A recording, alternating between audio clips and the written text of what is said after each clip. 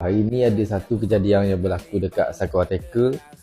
Waktu tengah hari tadi, waktu rehat tadi sebenarnya aku tertidur.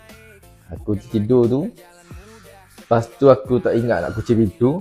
Ada customer datang, budak. Cerita dia customer ni, budak ni, dia datang beli soft rock. Dalam keadaan aku tidur. Korang boleh tengok video ni. Aku share video ni, korang tengok video ni. Jadi dalam video tu, apa yang aku nak tekankan pasal budak ni, dia bagus. Walaupun dia tahu aku tidur benda, dia tak ada nak curi barang, dia bayar barang tu.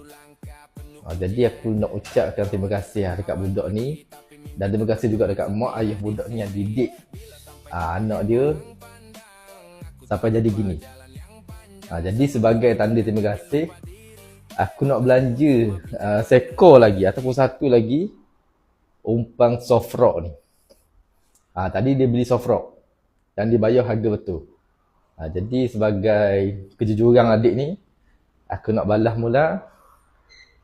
Aku nak bagi soft rock, nak belanja. Nak belanja manis-manis untuk adik ni.